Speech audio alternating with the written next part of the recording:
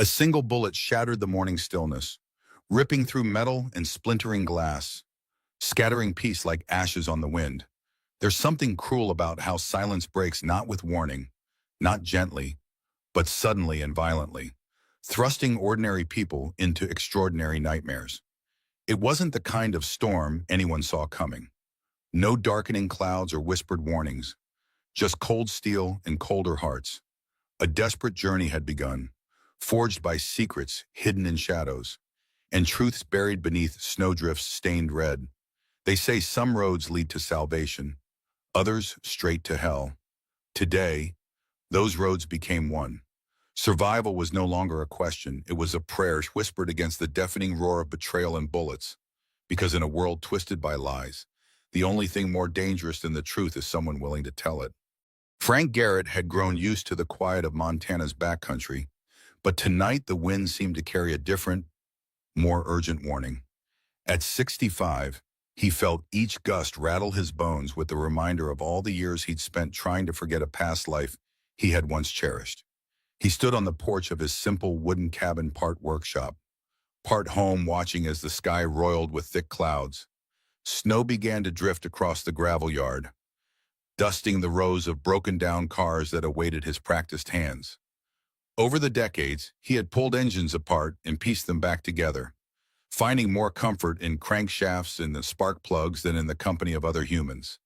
A single bare bulb illuminated the edges of his property, reflecting on the battered sign that read Garrett's Repair. To most passers-by, this was just another small-town garage. But for Frank, it was the last outpost of solitude he had left in the world. He still remembered the day he walked away from everything. 2 decades earlier, Frank had been a brilliant engineer working on classified avionics for the military. He believed in the system, believed that protecting his country was the highest calling.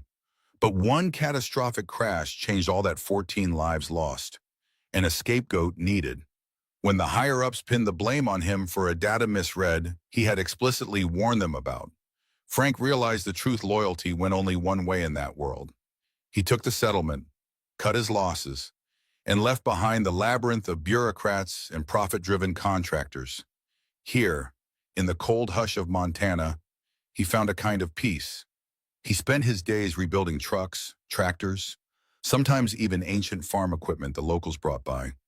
The nights, however, could stretch on into a loneliness so deep it made him wonder if he was truly alive or just existing. Tonight, though, that stillness cracked under the weight of the howling wind. A storm was coming, and Frank recognized the signs. The temperature plummeted faster than usual, and thick flakes began to swirl in earnest, blanketing everything in a layer of white. He'd already fed the wood stove, checked the generator, and sealed the windows as best he could.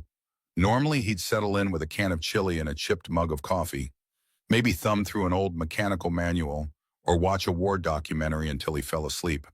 But something in the air told him there would be no settling in tonight. He saw it first as a quick flicker in the periphery of his vision, a faint silhouette moving near the side of his garage, where the overhead light didn't quite reach. Frank's heart quickened. He reached behind the door, feeling for the old shotgun he kept loaded with rock salt, more deterrent than lethal force. The last time he'd had an uninvited visitor this far out, it was a lone coyote scavenging for scraps. But coyotes didn't knock. Somewhere between gusts of wind, he heard a soft, hesitant rap at the large metal door. It didn't sound threatening, rather. It was almost apologetic. Frank hesitated, the shotgun resting loosely in his grip. He could turn off the lights and pretend nobody was home. But that wasn't who he was. In his youth, he might have believed in the good in people. Even if he doubted it now, something inside him refused to let another soul freeze to death out there. He edged along the side of the workshop, every muscle in his body tensed. The swirling snow made visibility tough, but the footprints, faint depressions rapidly filling with fresh flakes, told him someone had come from the tree line. Approaching the metal garage door, Frank called out, "Who's there?" No immediate response. Just a ragged cough and a muffled apology that sounded like a woman's voice. Pressing a shoulder to the door, he lifted it a few inches, letting in a blast of stinging air. The glow from inside spilled out across a figure crouched in exhaustion. She looked to be in her early 40s, wearing a heavy coat that had clearly seen better days and clutching a small duffel bag like it was a life preserver. Snow clung to her hair and eyelashes, and Frank could see the raw desperation in her eyes. "I'm sorry," she managed, words trembling as fiercely as the wind around her. "I didn't know where else to go. The storm.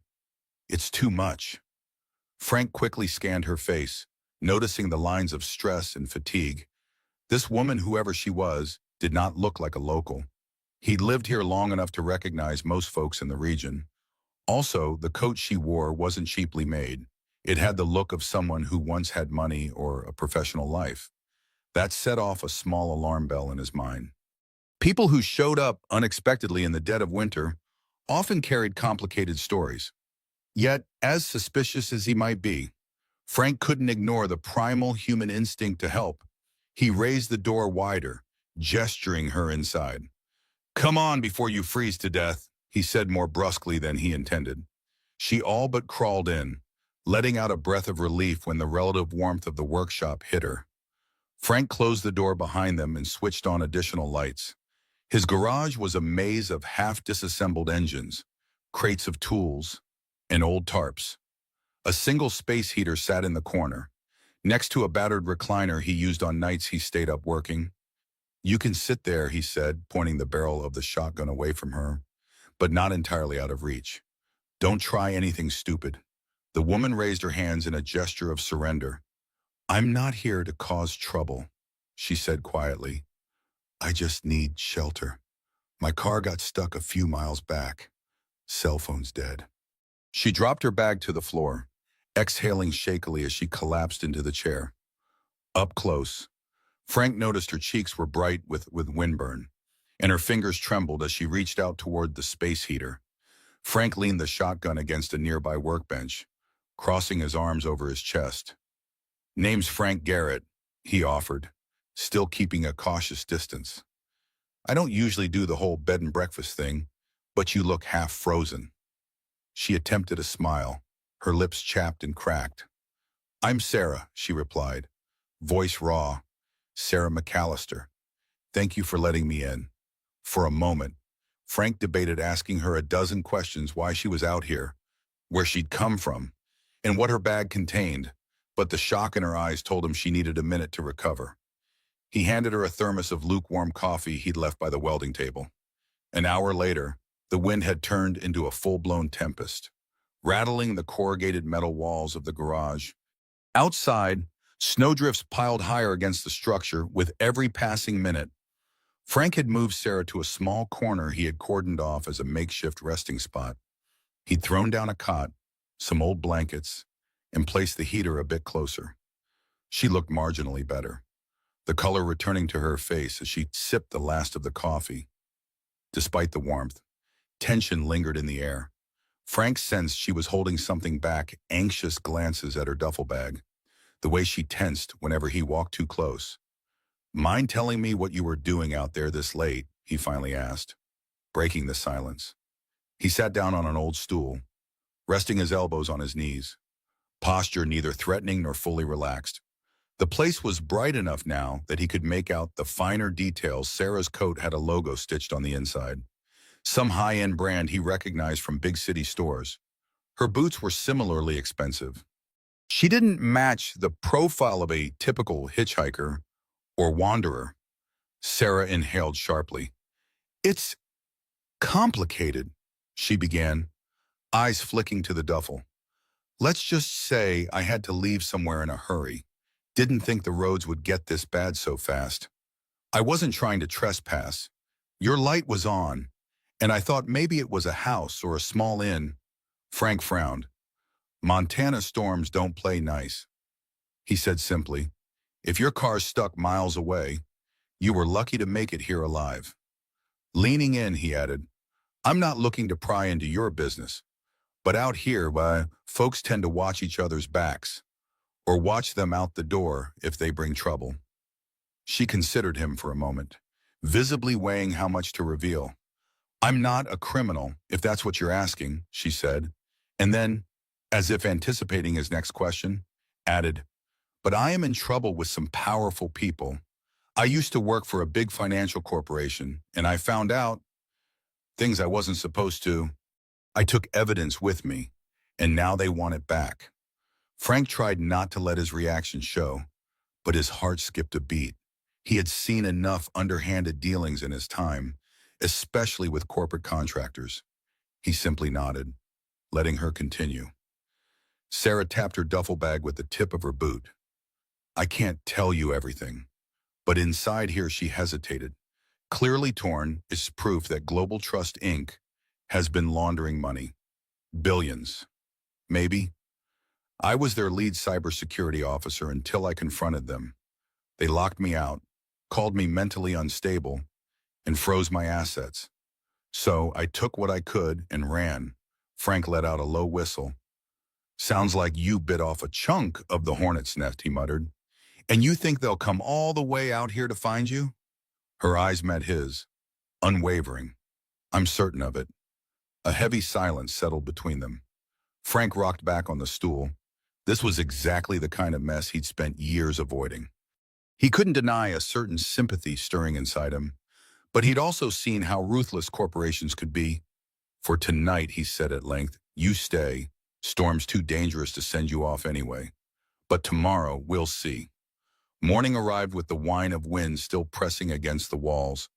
Though the snowfall had slowed, Frank opened the side door of the garage to gauge the situation, only to find the drifts were up to his waist. The sky was a bleak gray, promising more snowfall before noon. He sighed and shut the door, shaking ice off his boots. Sarah was awake, rummaging through her duffel, presumably checking on the mysterious data stash she carried. He noted how she kept the bag close, as if it were the only thing tethering her to a future. They hadn't exchanged much conversation after her revelation, both needing space to reflect on the collision of their lives. Frank reminded himself he had no obligation to get involved. Once the storm cleared, she could leave, and he could return to his solitary existence. Yet, a nagging sense of responsibility gnawed at him, a memory of how easily good people could be crushed by machinery bigger than them. He was about to ask Sarah if she wanted more coffee when the sound of engines disrupted the quiet. Low and rumbling. They drew closer until multiple headlights cut through the snowy haze outside. Frank tensed, grabbing the shotgun from the workbench. He peered through a small window, and sure enough, a convoy of black SUVs navigated the buried driveway with surprising precision. He counted 6, then 8, finally a dozen in total, forming a semicircle near his front porch. Sarah's face went pale as she joined him at the window. "They found me," she whispered, voice tight with dread. This soon Frank felt a surge of anger, tempered by caution. "You sure it's them?" he asked, though the men stepping out of the vehicles armed, wearing black tactical coats, were answer enough. One figure stood out, a tall, broad man with a shaved head and a gaze as cold as the Montana winter. He carried himself like a military officer but wore a sleek black coat more fitting for an executive. He barked orders to his team, who began scanning the property methodically. Sarah swallowed hard. "Dominic Shaw," she said, "head of Global Trust Security Division. He's ex-military. Not the type to reason with." Frank ground his teeth. Memories of his own run-ins with corporate-backed security flickered in his mind. He decided there was no point in letting them come banging on the door. Carefully, he slid open the garage door just enough to step out. Shotgun in hand, though muzzle angled downward, he confronted Dominic and his men. The wind stung his face, swirling fine crystals of snow around their legs. "Something I can help you with?" Frank growled, keeping his posture firm but not overtly aggressive. Dominic smiled, but it didn't reach his eyes. "We're sorry to intrude," he said in a clipped tone. "I'm looking for a woman who may have passed through here last night. Dark hair, about this tall." He gestured vaguely. "Goes by Sarah McAllister. Have you seen anyone on your property?" Frank spat on the ground, more out of habit than disrespect. "Just me and the wind." He lied. Nobody shows up in a storm like this unless they got a death wish. Dominic's gaze flickered to the garage, then back to Frank's face. "May we come inside and look around?" Frank shook his head, chin set. This is private property. Without a warrant or a badge, you ain't stepping a foot in. Behind him, he heard the faint creak of the side door as Sarah peeked out, no doubt preparing to flee if necessary. He hoped she remained hidden. Dominic's men spread out, forming a subtle half-circle around Frank, though they tried to appear non-threatening. The tall security chief glanced at Frank's shotgun, then locked eyes with him. "We're not here to cause trouble," Dominic said, each word carefully measured. "But the person we're looking for is a critical witness in an investigation. We have reason to believe she may be suffering from delusions." He offered a thin-lipped, polite smile that almost froze in the frigid air. "We only want to ensure her safety and the integrity of the information she has." Frank felt his irritation flare. He knew the type well-spoken corporate enforcers who twisted words like a politician. "Never heard of her," he replied. "Storm's got everything locked down. You fellas better head back before you get snowed in yourselves." Dominic raised an eyebrow, as though evaluating whether Frank was just a stubborn old man or someone worth suspecting. Then, with a curt nod, he signaled his men to step back. "If she does show up, or if you hear anything, please give me a call." He extended a business card between two gloved fingers. Frank didn't move to take it, so Dominic gently placed it on the hood of an old Chevy parked nearby. "We can offer a substantial reward," Dominic added, voice dropping to a quieter, more menacing tone. "You might find that helpful out here." Frank's stare didn't waver. "I've lived fine without your money," he said, concluding the exchange. With a final glance around, Dominic motioned for his men to retreat. The SUVs reversed in practiced unison, tires crunching over the snow. Within minutes, the convoy was disappearing into the swirling white distance, leaving Frank alone in the yard. As soon as they were out of sight, Sarah emerged from the garage. She looked shaken, her face taut with worry. "They're not going to stop," she murmured. "Dominic doesn't quit until he gets what he wants." Frank exhaled, a cloud of breath fogging in the air. "Then we have to figure out your next move," he said gruffly. "And we gotta do it quick." The potential danger was far from over, and he could feel the old instincts stirring within him. Instincts from his years designing systems that had to survive sabotage. From the times he'd navigated classified protocols that demanded absolute caution. As much as he hated to admit it, he was in deep now.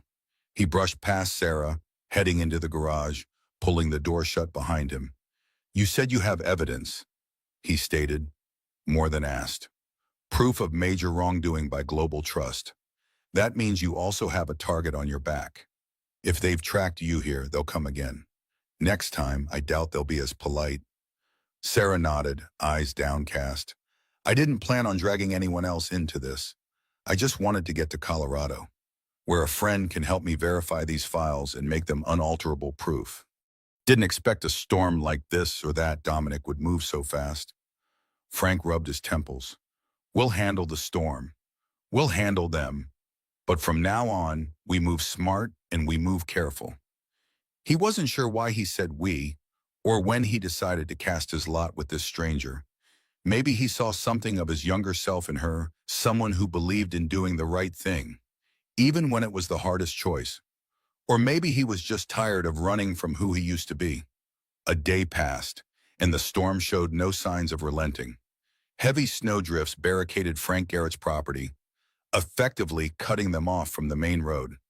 Inside the cramped garage, the air felt charged with tension. At times, Frank would tinker with the engine of an old truck, wiping grease from his calloused hands and stealing glances at Sarah McAllister as she hovered near the space heater. She tried to appear calm, but every so often, her gaze flicked toward the window, as though expecting headlights to crest the hill once more. She spent much of the morning hunched over a battered laptop, which she'd pulled from her duffel bag along with several external drives. Curious, Frank wandered over, noticing rows of code scrolling across the screen. He recognized some of it checksum verifications, secure hashing algorithms, encrypted logs. It reminded him of his own time in secure aerospace programs, though what Sarah was doing seemed more financial in nature. "You said you used to be a cybersecurity officer." He said, arms folded. That how you got hold of these files? Sarah nodded, not looking up from the screen. Global Trust hired me to design a fail-safe system that could track all transactions across their investment arms. The idea was to ensure transparency for stakeholders. But then I discovered a shadow ledger, a hidden pipeline funneling massive amounts of money to offshore accounts. When I tried to raise the alarm, they locked me out. She paused, exhaling shakily. This data here, it's the real ledger, the one they erased. If I can prove it's authentic and show how they falsified the official logs, I can blow the lid off their operation. Frank scratched the stubble on his chin. You're risking your life for something that big, he said. He didn't phrase it as a question, it was an observation.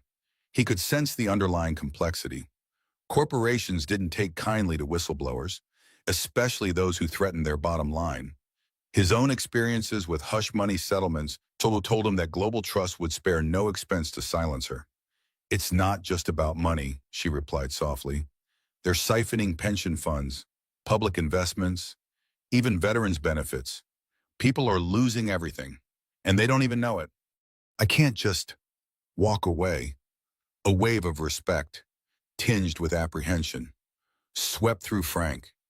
He understood all too well the weight of doing the right thing in a system designed to punish integrity. So, you wanted to reach Colorado, he said, changing the subject slightly. Why there? Sarah clicked a final command and closed the laptop. A friend of mine, Thomas Bridges, was part of a military cybersecurity unit. He's got the tools to verify this data properly. Once he does, we can hand it off to authorities who still have some semblance of moral compass. Frank nodded slowly. He glanced outside, where the snow still fell in heavy sheets. We won't get anywhere unless this storm passes. And once it does, we need to slip out before Dominic Shaw and his goons come back. His mind flicked to the shotgun propped against the wall.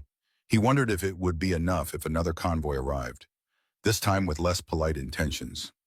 Sarah's mouth tightened into a thin line. Dominic's relentless. I used to see how he handled internal issues. He'll come back ready for a fight. She shook her head, a glimmer of desperation in her eyes. I hate dragging you into this, Frank. He merely shrugged. I've been in worse scrapes. Besides, out here, we help each other. That's how we survive. Outside. The Montana sky remained leaden and impenetrable. The garage's single overhead light cast long shadows on the floor, where scattered wrenches and spare parts glinted like silent witnesses to the uneasy alliance forming between Frank and Sarah. As daylight gave way to dusk, they prepared for a possible confrontation. Frank erected makeshift barricades at the property's perimeter, piling old tractor tires and wooden pallets to slow any incoming vehicles. While hardly a fortress, it was better than leaving the approach wide open. At Sarah's suggestion, they also devised a low-tech alarm system, a series of thin wires connected to tiny bells, strung between trees and fence posts. If someone tried sneaking in on foot, they'd set off a metallic jingle that might give Frank and Sarah an extra moment to react. It felt almost quaint, relying on bells and wires. But Frank's property lacked the high-tech sensors or cameras that modern security would require. What they had, instead, was resourcefulness. By early evening, the two of them reconvened near the workbench. Sarah quietly checked her laptop battery and the state of her external drives. Frank gathered a modest armory, the shotgun, a hunting rifle, and an old service pistol. He set them on the bench, ensuring each was in working order. I was trained to build planes, not shoot guns, he muttered. But life sometimes changes your skill set. Sarah watched him with a mixture of gratitude and sorrow. Where I come from, people don't keep loaded guns at home. But I guess out here, it's different. Frank gave a small shrug. Montana's got its own rules. You learn them or you freeze out. He handed her the pistol, showing her how to check the safety and load the magazine. Her fingers trembled slightly, but to her credit, she listened attentively and nodded. I hope it doesn't come to this, she said quietly. Same here, he replied. But he remembered Dominic Shaw's face, calculated and cold, a man used to power. Frank doubted a simple conversation would dissuade Shaw if he showed up. The memory made his hand tighten around the rifle's stock. They shared a quick meal of canned stew heated on a portable camping stove. The steam rose in curls, warming them against the chill that still seeped through the garage's thin insulation. Conversation was minimal, but the tension was clear. Sarah stared into the chipped bowl as though seeing the faces of everyone who'd pinned her as unstable. Frank found himself wanting to reassure her, but words felt inadequate. After dinner, they took turns keeping watch. Frank insisted Sarah rest for a few hours, so she curled up on the cot with the space heater nearby. He sat on a rickety chair by the garage's main door, rifle across his lap. For a time, his mind drifted to old regrets, people he'd lost, moments he'd run away. He thought about the crash that had ended his career, about the families who never got answers, and how the truth had been sacrificed for corporate convenience. Maybe, in helping Sarah, he could atone for all the times he'd chosen silence. Snow pelted the metal roof, a steady rhythm that formed a kind of grim lullaby. As the hours crept by, Frank found his eyelids growing heavier. He forced himself to stay alert, but the storm outside held its own hush. Perhaps Dominic Shaw wouldn't be stupid enough to approach again in such weather. But Frank had learned long ago that underestimating an adversary was the quickest way to lose. In the soft glow of dawn, the storm finally broke, leaving a hush over the landscape. The snowdrifts glittered under a pale sun that struggled to break through the clouds. Frank was outside, clearing a path with a battered snow shovel, when he heard Sarah call his name. Her voice carried a note of urgency. He set the shovel against the side of the cabin and stomped fresh snow from his boots before heading back inside. Sarah was hunched over her laptop again. "I just got it to boot properly. The battery's nearly shot, but I found some extra logs that might help us," she said, eyes flicking up at him.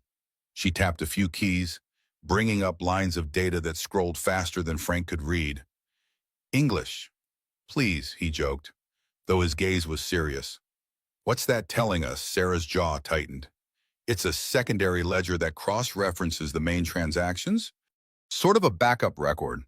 If I can pair it with a verification key like a digital fingerprint, then I can prove beyond any doubt that Global Trust has been tampering with official data." "Is that something you can do from here?" Frank asked, glancing at the thick insulation he had stapled over the garage's windows. They had no Wi-Fi, no reliable phone signal. Montana's remote corners were known for patchy reception at the best of times, and the storm certainly hadn't improved matters. Sarah shook her head. "I need specialized equipment, or at least a stable connection to a secure server. That's why I was heading to Colorado to see Thomas Bridges.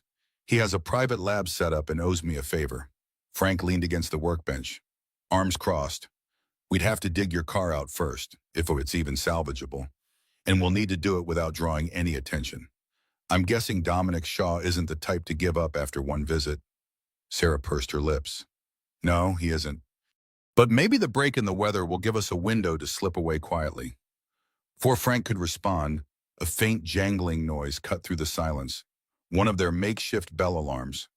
Frank instantly straightened, grabbing the rifle from the wall. Sarah went pale, clutching the pistol he'd taught her to use. They exchanged a glance before Frank moved to the small window to peer outside. Amidst the bright reflection of snow, he saw a lone figure swaying slightly, making their way around the edge of the property. The figure was bundled in a thick coat, face obscured by a hood. This was no tactical approach by a squad of mercenaries. "Stay here," Frank instructed, creeping out through a side exit to circle around behind the visitor. As he approached, the crunch of snow under his boots gave him away. The stranger turned, pulling back the hood. A young man barely out of his teens stood there, one arm wrapped in a makeshift sling. He looked frightened more than anything else. I'm lost," the young man stammered. "Car broke down on the road. Saw the smoke from your chimney." Frank scanned the area suspiciously, but saw no sign of additional vehicles or armed backup. He considered sending the kid away. They were in the midst of a precarious situation, and the last thing they needed was another mouth to feed or a potential spy. Yet, the kid's eyes were bloodshot and his face pinched from the cold. "All right," Frank muttered. "Come with me, but keep your hands where I can see 'em." Sarah breathed a sigh of relief when she saw Frank leading the young man whose name was Mark Holliday into the garage, rather than brandishing a firearm at him. Mark's coat was torn, and a patch of dry blood stained the sleeve around his makeshift sling. He appeared exhausted, wincing with every small movement. Frank set the rifle aside but kept it within reach. Found him stumbling around the tree line, Frank explained tersely, escorting Mark to a rickety stool near the space heater. Says his car broke down on the main road. We'll have to confirm if that's true, but he's injured. Sarah approached, her guarded expression softening. She was no stranger to triage. Her father had been a doctor.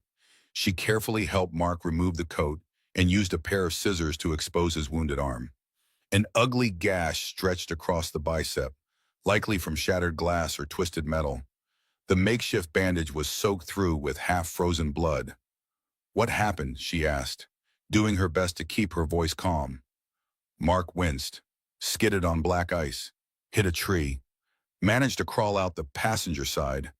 But my phone's dead and I couldn't call for help. His gaze flickered around, taking in the Spartan, tool-laden garage. When his eyes landed on the firearms, he swallowed hard. "Are you two, like, survivalists or something?" Frank almost laughed but suppressed it into a grunt. "Something like that. Stay still. We'll see about disinfecting that cut." He rummaged through a small first aid kit he kept in the garage, placing a bottle of antiseptic and clean gauze on the workbench. Sarah took over, silently thanking her father's old lessons. She dabbed at the wound, ignoring Mark's pained hiss. While Sarah treated Mark's injury, Frank kept watch. He eyed the outside through a gap in the plywood he'd used to reinforce the windows.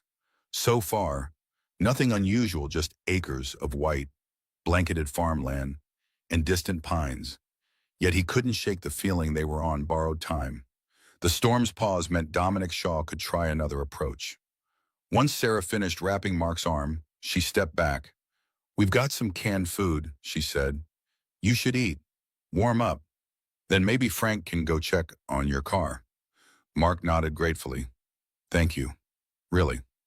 I was sure I wouldn't make it another hour in that cold." He studied Sarah's face, then Frank's. "You have no idea how much I appreciate this." Frank handed him a bowl of heated soup. "Eat up," he grunted. "But we can't give you a permanent home here. As soon as you can travel, we'll point you toward the main road or the nearest town." Sarah shot Frank a look, as though to ask if that was really necessary. Frank returned her gaze, silently urging her to remember how precarious their position was. The last thing they needed was an extra wild card. After all, Mark could be innocent or he could be planted by Dominic's team. It wouldn't be the first time corporate security used civilian-looking scouts to locate a target. For now, Mark sipped his soup, looking more like a frightened animal than a threat. Frank turned to Sarah. "We'll give him a day to recover. Then we move, storm or not. We can't stay holed up here forever." Sarah swallowed, fear and determination battling in her expression. She nodded. "Agreed. Once it's safe, we head for Colorado. I just hope we can slip out without leaving a trail." The remainder of that morning felt like waiting out the calm before a second storm. Frank ventured beyond the garage to locate Mark's car. Snow crunched under his boots as he followed the rough directions Mark had given. About half a mile down the road, he found a rusted sedan half buried in a snowbank, its front end wrapped around a fallen pine. A shattered windshield explained the gash on Mark's arm. The engine block was cracked, fluids frozen solid. The car was worthless. As he returned to the garage, Frank considered the possibility of Mark being a liability. Could the kid inadvertently lead Dominic Shaw to them? Or worse, be part of Shaw's operation? But nothing about Mark suggested corporate muscle. He barely looked old enough to have a stable job, let alone be a covert agent. Frank decided he'd keep a close eye on him anyway. Back inside, Sarah had stowed her equipment and was checking Mark's bandages. He seemed genuinely grateful, glancing between them with nervous curiosity. "You're not exactly typical Good Samaritans," he remarked, eyes flitting to the array of weapons and the messy tangle of wires rigged as alarms. "What's really going on here?" Frank paused in the doorway, removing his gloves and stomping off clumps of snow. "We're just people trying to stay safe," he said, carefully omitting the details. "We've got our reasons for taking precautions. Best if you don't ask too many questions." Sarah offered Mark a half smile, as though an apology. "We don't mean to be hostile," she added gently. "It's just complicated." She shot a quick, pointed look at Frank, silently reminding him that Mark was, at the very least, an injured traveler in need of basic kindness. Mark nodded, visibly torn between gratitude and lingering suspicion. "Look, I don't want to pry. I just needed help. If you can show me how to get to the nearest town, maybe a phone, I'll be out of your hair." Frank tapped his chin. The idea of sending Mark off immediately gave him pause. If Dominic's men were still searching the area, Mark could be caught in the crossfire, or worse, inadvertently tip them off. "Nearest town is about 20 miles away," Frank said. "The roads probably aren't cleared yet." "You wouldn't get far on foot," Sarah added. "Plus, you're still hurt. You need at least a day or two of rest." Her tone was resolute. Despite their predicament, she didn't seem willing to toss Mark back out into the elements. A tense silence followed. Finally, Frank relented. "All right, you can stay the night." "One night," he emphasized. "But tomorrow we all figure out what's next." He glanced at Sarah, who gave a subtle nod. She likely understood that time was running out for her too. Each extra day they remained in the garage increased the odds of Dominic returning. And if Dominic came back with more than polite questions, their ragtag group, an ex-engineer, a whistleblower, and an injured kid would be hard-pressed to hold him off. They settled into a subdued rhythm. Mark dozed in and out of sleep, clearly exhausted from his ordeal. Sarah resumed her quiet checks of the encrypted data, now and then casting anxious looks at the boarded-up windows. Frank found himself pacing, stirring a restless energy he hadn't felt in years. Maybe it was the old soldier in him, anticipating a fight, or maybe it was a simple, undeniable truth: the walls were closing in, and soon they'd have to break free. Night descended once again, but this time the sky was clear, revealing a blanket of stars overhead. The temperature plummeted further, creating a deafening stillness across the snow-covered expanse. Inside the garage, Frank took the first watch while Sarah and Mark tried to get some sleep. He positioned himself by a high window that afforded him a view of the tree line, the rifle resting across his lap. A single lantern hung from the ceiling, casting flickering shadows that danced across stacks of tires and metal parts. In the hush of the late hour, Frank couldn't help replaying the day's events in his mind. Mark's unexpected arrival underscored how vulnerable their hideout truly was. If a random motorist could stumble onto the property, Dominic Shaw's trained men certainly could. He recalled the last conversation he had had with a corporate security agent years ago, when they'd tried to hush him up about the aerospace crash. Threats, half-promises, and veiled references to opportunities elsewhere had been the script. When he refused to budge, they blacklisted him. The memory made his stomach churn. A sudden movement in the distance drew Frank's attention. He peered through the dim moonlight and thought he saw shadows shifting among the pines. He froze, lifting the rifle and looking through the scope. For a moment, he could have sworn there was a figure just beyond the perimeter of the property, but the shape dissolved into the dark silhouettes of the trees, leaving him uncertain if his eyes were playing tricks on him. His heart pounded regardless. "Stay calm," he muttered to himself. "Could just be a deer." He was about to turn away when the faintest glint of reflection caught his eye like metal or glass. Reflexively, he raised the rifle again, scanning the trees with the scope. There it was, a subtle flash, gone almost as soon as he noticed it. Frank's gut twisted. Could be a camera lens, a binocular glare, or even a sniper scope. He felt a cold sweat begin to form beneath his jacket. Slowly, he reached over to the nearby table and tapped a small metal cup, his prearranged signal for Sarah. Within seconds, Sarah was at his side, pistol in hand, eyes wide with alarm. "What is it?" she whispered. Frank tilted his head toward the window, and Sarah followed his line of sight. They stood there in tense silence, waiting for another sign. But the night remained still, the trees unyielding. "I don't see anything," Sarah eventually whispered. Frank lowered the rifle, exhaling through gritted teeth. "Might have been my imagination," he conceded, though he didn't fully believe it. "Keep your weapon close." Anyway, Sarah nodded, her grip on the pistol whitening her knuckles. She'd already changed from the coat into a simpler sweater and jeans. Easier to move in.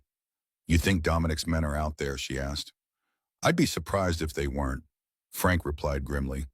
"They might just be scouting, seeing if we're awake or if we'll come out. They're patient, Sarah. They'll wait for us to slip up." A chill that had nothing to do with the temperature settled over them. They stood side by side, scanning the silent horizon. "Eventually, well," Sarah whispered, "we can't stay here. Not much longer." Frank nodded in agreement, the heaviness in his chest confirming what he already knew. They needed to get out before a standoff became inevitable. Morning brought a faint orange glow that filtered through thin cracks in the garage walls.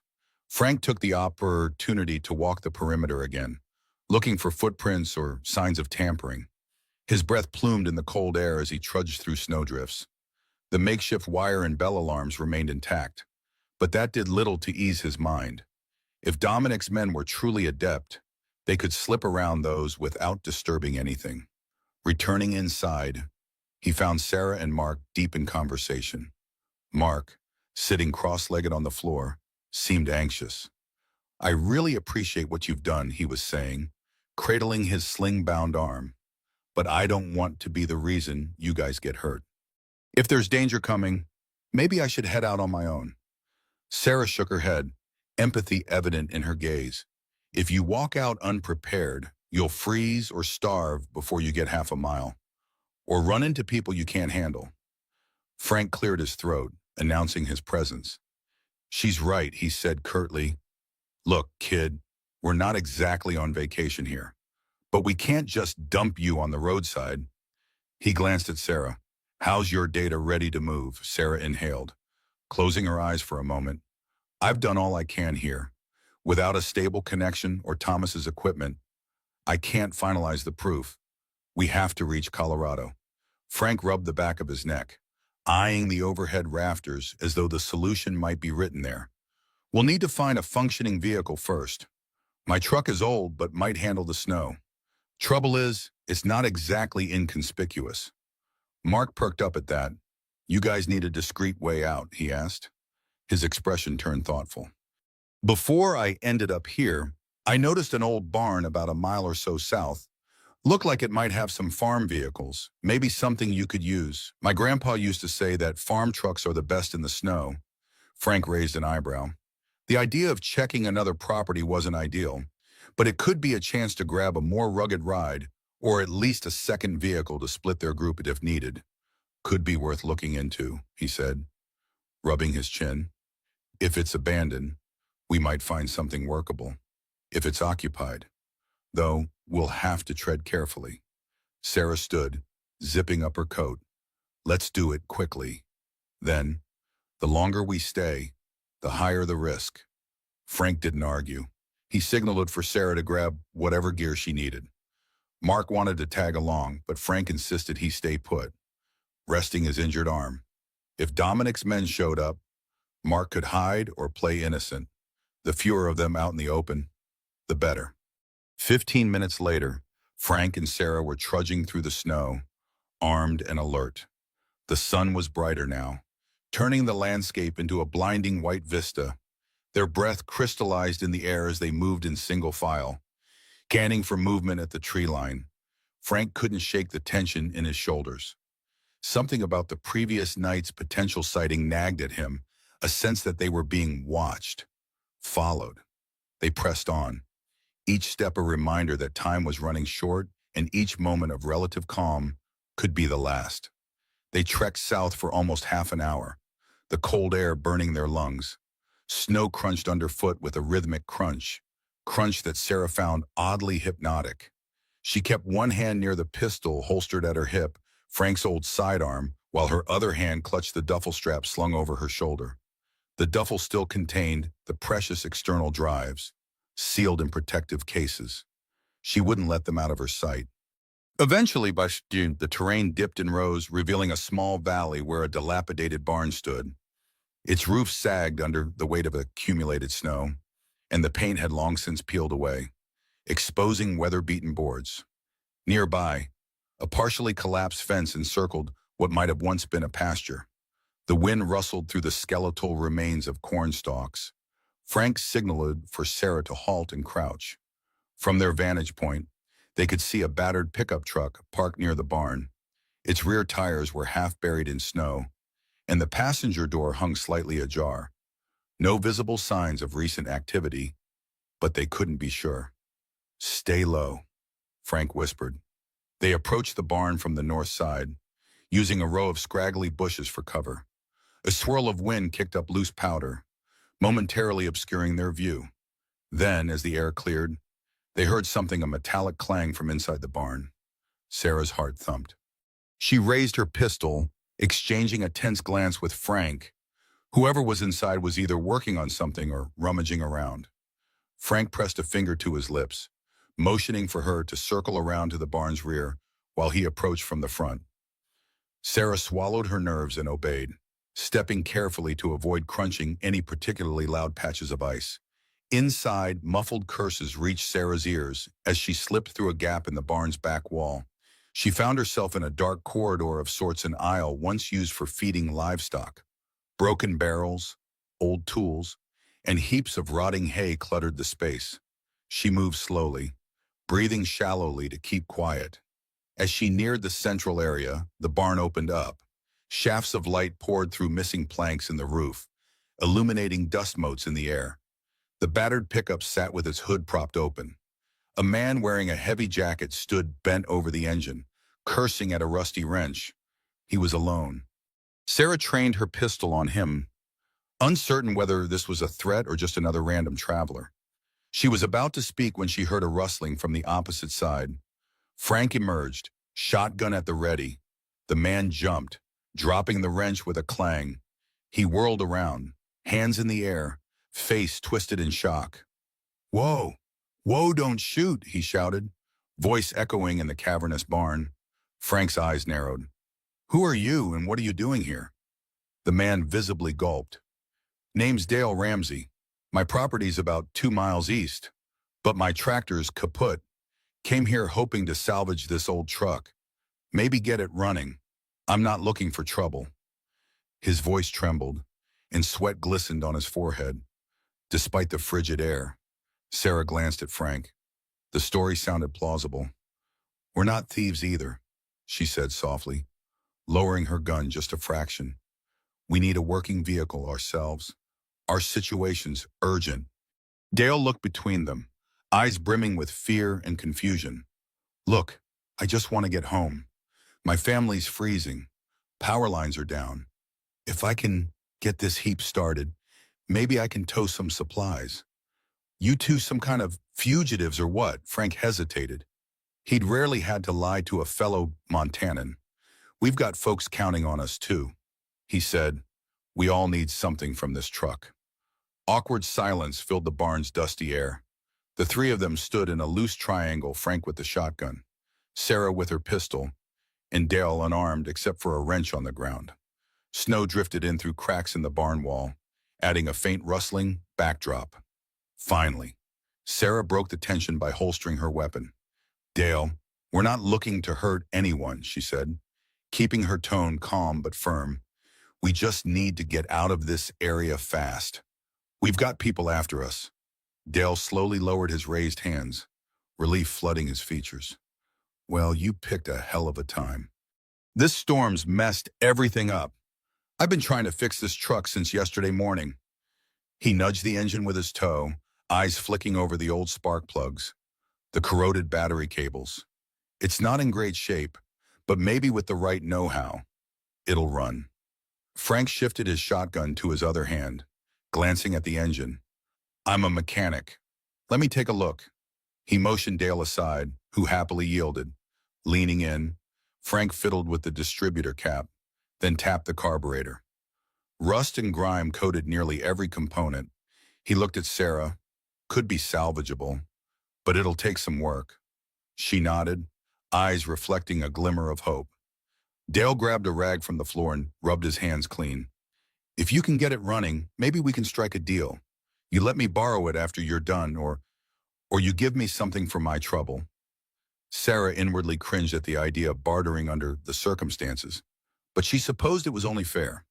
Dale had found the truck first. After all, if we get it fixed, we'll drop it back with you, she offered. We just need to head south. Once we're clear, we'll call you with the location. Assuming we can find a working phone, Frank muttered, grabbing a rusted toolbox from the barn floor. Dale, you have family, right? We're not trying to leave you in a jam. Dale nodded, his features clouding with concern. A wife and 2 kids. The older one has asthma. This cold's killing her. We lost power, and the roads are a nightmare. That's why I came looking for spare parts. Saw this barn, figured it might have something usable. Frank's face softened. All right then, he said, letting out a breath. We'll do this together. You help me find what I need in here, like a working battery and maybe some wiring, and I'll try to get the truck running. In return, once we've done what we need to do, we'll get it back to you. Or at least we'll drop it in a place you can retrieve. Sarah shifted on her feet, glancing at the barn's entrance. The possibility of Dominic's men being anywhere near made her uneasy. We don't have a lot of time, she said. Someone could show up looking for us. Dale raised an eyebrow. Who you in trouble with the law, worse? Frank replied gravely, avoiding further detail. Let's get to work. He tossed a pair of gloves to Dale and directed him to look for any spare battery or parts around the barn. Sarah took up a lookout position by the open door, eyes scanning the snow-covered surroundings. As Frank began disassembling corroded components under the hood, she couldn't shake the prickling sensation that somewhere. Dominic Shaw's cold eyes were tracking their every move. They spent the better part of an hour elbow-deep in grease, rust, and the bitter chill. Between the 3 of them, they scavenged a half-decent battery from an old tractor parked behind a stack of hay bales, along with some spark plugs that, while worn, appeared less corroded than the ones in the truck. Frank tinkered with the carburetor, cursing under his breath every few minutes. The air smelled of stale gasoline and old manure. Snow continued to swirl through the barn's broken slats, collecting in small drifts along the floor. Sarah kept a vigilant watch at the barn entrance, scanning the horizon. Now and then, she caught herself jumping at shadows or the rustle of tree branches in the wind. Her nerves were frayed. Each shift of the wind or creak of the barn made her grip her pistol tighter. Dale occasionally glanced in her direction, but he was smart enough not to pepper her with questions about the alleged pursuers. At last, Frank exhaled, stepping back from the engine. All right, he muttered, wiping his forehead with a rag. Moment of truth. He signaled to Dale Psuyam, who slid into the driver's seat with trembling fingers. Dale turned the key. The engine coughed, sputtered, and died. Frank grimaced, adjusting a hose clamp under the hood. Try again. This time, the engine stuttered before roaring to life, belching a cloud of black smoke from the tailpipe. Dale let out a whoop of disbelief, and Sarah felt a surge of relief, even a rumbling. Smoke-belching clunker was better than nothing. Frank tapped the hood. We should let it run for a minute, clear out the gunk. Fuel lines might be blocked or sludged, but if it keeps going, we're in business. Dale grinned, stepping out of the cab. I can't believe it. You're a magician. Old man. Frank gave him a mildly annoyed look. Just a mechanic who's seen a lot of broken junk in my time. Then he cast a glance towards Sarah. We'll take this back to the garage, pick up Mark, and head out as soon as we can. Sarah's relief mixed with a flicker of worry. What about you, Dale, she asked. Will you be okay here on foot? Dale nodded, though his expression turned serious. I'll manage. I know these woods. I'll see if there's any leftover bits or other parts I can bring back to my own place. You said you'd get the truck back to me eventually. Right. Sarah gave a determined nod. We will. It's a promise. If we can't bring it back ourselves, we'll hide it somewhere safe and let you know. She extended a hand, and Dale shook it firmly. They were interrupted by a distant sound, the unmistakable rumble of engines. It was faint but growing louder. A jolt of fear shot through Sarah. Frank's features tightened. "That's not good," he said. Quickly, he shut the hood, motioning for Dale to kill the engine. The barn plunged into an uneasy silence broken only by their ragged breathing. Sarah darted to the doorway and scanned the horizon. Far off, near the main road, dark shapes formed, vehicles, several of them moving in a coordinated line. Her stomach dropped. "We have to move," she hissed. "Now." Frank met Dale's eyes. "Get out of sight. We'll lead them away if they come this direction."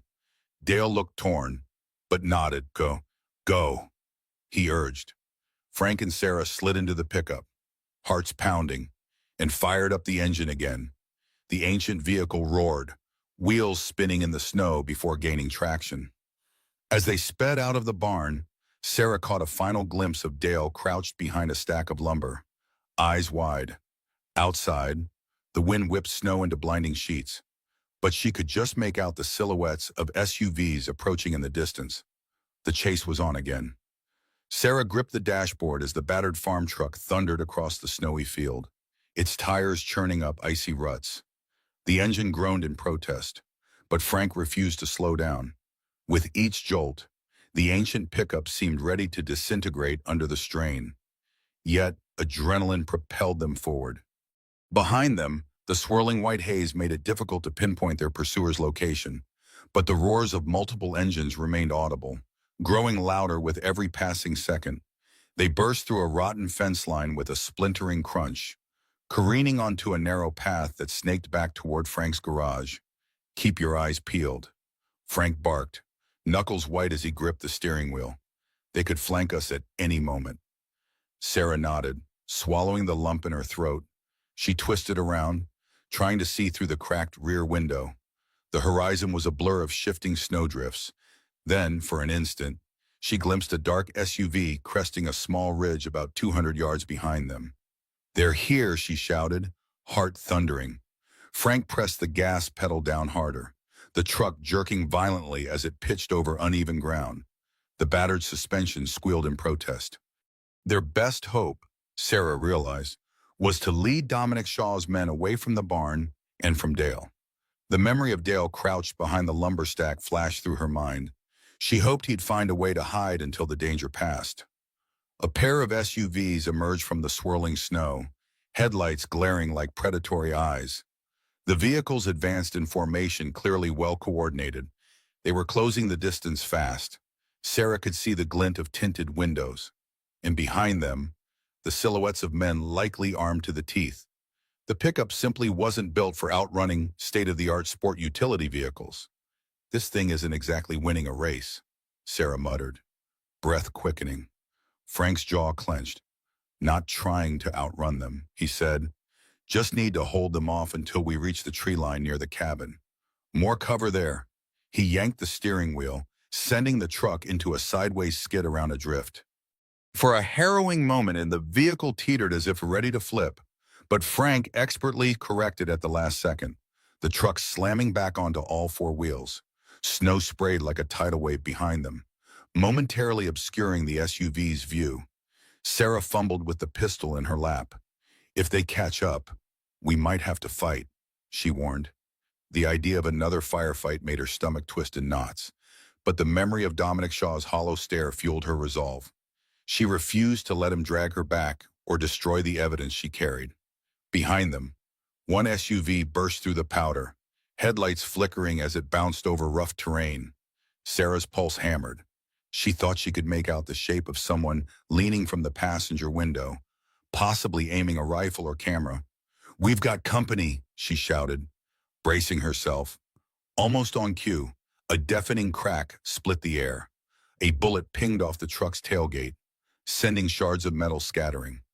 Frank cursed, swerving hard to the left.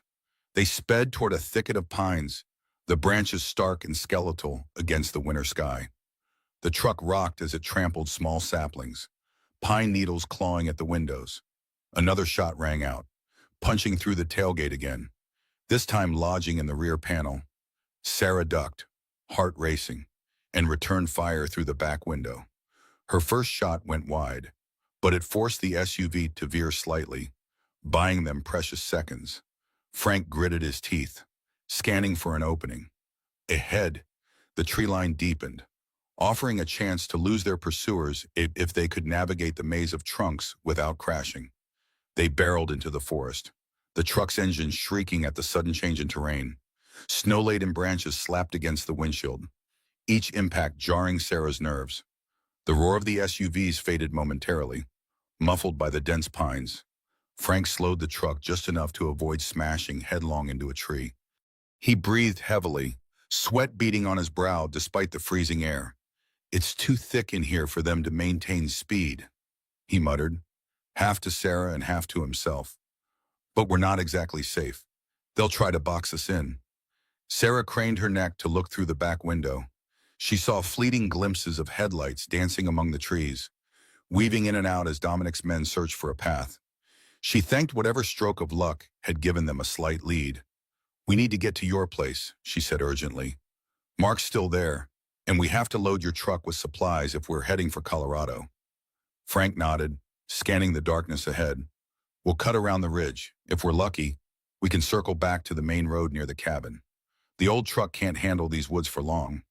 He glanced at the fuel gauge barely above empty, an unsettling reminder that they had little margin for error. A fresh crack of gunfire shattered the relative silence. Sarah winced as a bullet tore through the passenger side mirror, sending glass fragments showering across her lap. Frank let out a strangled hiss, yanking the wheel. The pickup narrowly missed a thick trunk.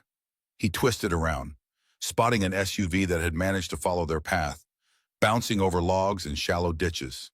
Its windshield was partially smashed by low-hanging branches, but the driver was relentless. With grim determination, Sarah fired another shot out the shattered rear window. She aimed low, hoping to hit a tire, though she couldn't tell if she'd made contact. The SUV swerved enough to lose momentum, giving them a bit more breathing room. "Out of bullets soon," she muttered under her breath. "We can't keep this up." Frank skidded onto a narrow footpath, the truck's front bumper scraping a boulder that jutted from the snowbank. Metal shrieked, but the vehicle soldiered on. "Hold on," he warned, slamming on the accelerator.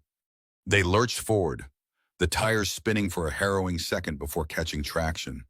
The pickup shot up a small incline, bursting through a tangle of undergrowth onto an overgrown logging trail. Sarah caught sight of an opening in the trees, and beyond that, the faint outline of rooftops, the edge of Frank's property. Relief and dread mingled in her chest. Returning to the garage felt like stepping into the crosshairs of a final showdown. But Mark was there, and they needed him and the evidence. She exhaled shakily. "We're almost home," Frank grunted. "Let's hope Dominic's men aren't already waiting for us." He navigated the final stretch, the truck groaning as it broke free from the forest line. Sunlight glared off the pristine snow around the cabin and garage, illuminating the battered old sign that read Garrett's Repair. For a brief heartbeat, everything looked eerily peaceful. But peace was an illusion. As they rumbled toward the garage, Sarah spotted fresh tire tracks, multiple sets. Her stomach twisted into a knot. Frank tensed, scanning the property. "Mark," he yelled, throwing the truck into park. Smoke poured from the hood, and the engine rattled ominously as though ready to give out. No response came. The garage door stood slightly ajar, revealing darkness within. Sarah raised her pistol, exchanging a look of grim resolve with Frank. They had come too far to turn back now. Frank edged toward the half-open garage door, shotgun in hand. The winter air was brutally cold on his cheeks, and the tension in his chest was almost suffocating. Sarah followed a step behind, pistol at the ready, scanning every shadow for signs of movement. Their boots crunched loudly on the snow, broadcasting their approach no matter how carefully they stepped. The garage interior was dim, the only light seeping in from the door's narrow opening. The familiar smell of motor oil and metal shavings hung in the air, but now it was tainted by something else, fear. Sarah's eyes adjusted slowly, picking out shapes in the gloom, the old workbench, stacks of crates, and the cot where Mark had been resting. but Mark was nowhere to be seen. Neither were Dominic Shaw's men, though she could sense their presence somehow, like an animal senses predators nearby. Frank motioned for her to wait near the entrance. Then, with deliberate caution, he moved deeper into the garage. A muffled thump echoed from the back storage area. Sarah tensed, heart pounding. She aimed her pistol at the darkness. Frank paused, exchanging a questioning glance with her. Then he inched closer, finger on the shotgun's trigger. A sudden blur of movement erupted from behind a stack of tires. Sarah jerked her aim upward, only to see Mark stumbling forward, hands raised in surrender. His face was pale, sweat beading on his forehead despite the chill. A bandage still wrapped his injured arm. He looked terrified. "They're gone," he managed, voice cracking. "I hid when they came. They tore through the place. Called for you two. When you didn't show, they left. Said they'd be back." Frank's grip on the shotgun loosened slightly, though his expression remained grim. "How long ago?" he asked. Mark's eyes darted around as though expecting the men to reappear at any moment. "Maybe 15 minutes. They were searching for something. Talking about a woman named Sarah. They kept saying they knew you had evidence." Sarah exhaled shakily, adrenaline coursing through her veins. Dominic Shaw's men must have found the property deserted and decided to regroup. "Did they take anything?" she asked, moving toward the small corner where she'd kept her laptop and drives. Mark shook his head. "I think they tried. They smashed open some crates, rummaged through that old desk, but I guess they didn't find what they wanted." Relief flooded her as she spotted the tangle of electronics still concealed behind a heavy toolbox. Quickly, she checked the duffel bag's contents. Nothing missing. She clutched it to her chest. "Good," she whispered, more to herself than anyone else. Frank looked around, assessing the damage. A few items were scattered, a crate overturned. "This is going to get ugly real fast," he said, jaw tightening. "They'll be back with a plan. They probably saw the tracks leading into the woods. Know we're close." Mark leaned against the wall, wincing from his injury. "Please tell me you have a plan," he said, desperation edging his voice. "I can't outrun those guys. Not like this." Frank exchanged a look with Sarah, the weight of the situation bearing down on them. "We've still got my old truck out back. It's no luxury ride, but it'll get us moving. Question is, where do we go that they won't follow?" Sarah pressed her lips together, thinking of Colorado and Thomas Bridges. "We have to try," she said, her resolve solidifying. "This place isn't safe anymore, and we can't wait for them to trap us here." Frank nodded. "Then we pack what we can carry, load up the truck, and get on the road." He paused, looking at Mark. "Kid, you're coming with us." Mark blinked, clearly relieved. "Thank you. I'll do whatever you say." Without another word, they began gathering supplies, each move weighed down by the knowledge that time was running dangerously short. The back of Frank's old pickup was soon loaded with boxes of food, extra ammunition, and a few battered tools. Sarah tucked her duffel bag containing the precious drives under the passenger seat, ensuring it was within arm's reach. Mark climbed into the rear cabin, his bandaged arm cradled against his chest. Though still weak, he insisted on helping where he could, passing supplies up to Sarah with shaky determination. Frank double-checked the engine, muttering a string of curses at the decades-old machinery. The truck's body was a testament to years of rust, with dents in the fenders and a spiderweb of cracks running across the windshield. But Frank had kept the mechanical systems in decent shape. "She'll run," he assured them, though the tension in his voice betrayed his doubts. Sarah took a moment to scan the horizon. Gray clouds were rolling in again, threatening another round of snow. The bitter wind whipped her hair against her cheeks. She couldn't help but think of Dale Ramsey, the man they'd left at the barn. She hoped he was safe. But there was no time for detours. Their mission was clear: get to Colorado, find Thomas, and finalize the evidence. Only then could they blow the whistle on global trust once and for all. Mark settled into the back seat, face pinched with pain and fear. "I've never been hunted before," he murmured. Feels like something out of a war movie. Frank fired up the engine, the truck rattling to life with a roar. "Let's hope it doesn't get that dramatic," he said, though the look in his eyes suggested he expected the opposite. He shifted into gear, and the truck lurched forward, tires crunching over frozen snow. They navigated past the old fence line, heading for the main road that cut through the valley. Sarah clutched her pistol, scanning the rear-view mirror for any sign of black SUVs. The first mile was eerily calm. The road, partially cleared by a local plow, allowed them to pick up speed. Rays blurred past in a monochrome swirl of white and brown. Sarah's heart hammered in her chest, each new bend bringing the possibility of an ambush. Yet, no headlights appeared in pursuit. "Maybe they're still regrouping," Mark offered, voice hopeful. "Or they lost us in the forest." Frank kept his gaze fixed ahead. "Don't let your guard down," he warned, tapping the steering wheel. "Dominic Shaw's not going to just give up. If they're not right behind us, they're planning something else. Maybe a roadblock further along." Sarah recalled the stored data in her laptop, the ledger, the log files, the damning transactions. The entire saga hinged on them getting to Thomas Bridges. If Dominic or his men intercepted them, the truth would be lost. "We'll drive as far as we can without stopping," she said, stealing a glance at Frank.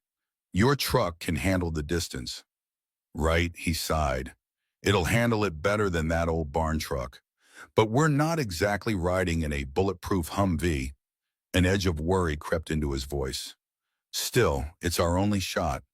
Minutes stretched into an hour.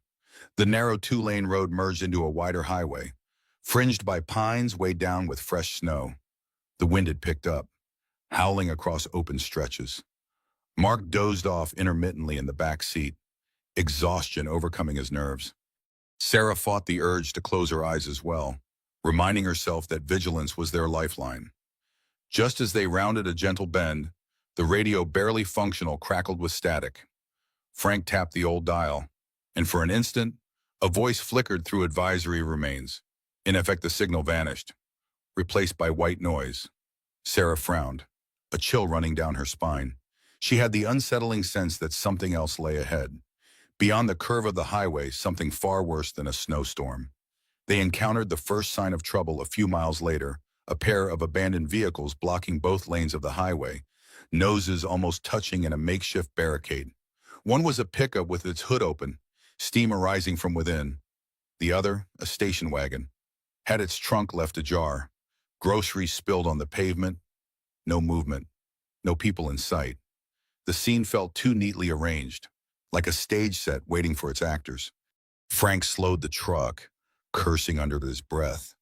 "This could be a trap," he muttered. Sarah nodded, scanning the edges of the road, the clusters of pines that stood like silent sentinels on either side. Mark craned his neck from the back, alarmed. "You think Dominic's men did this?" "Wouldn't put it past them," Frank said.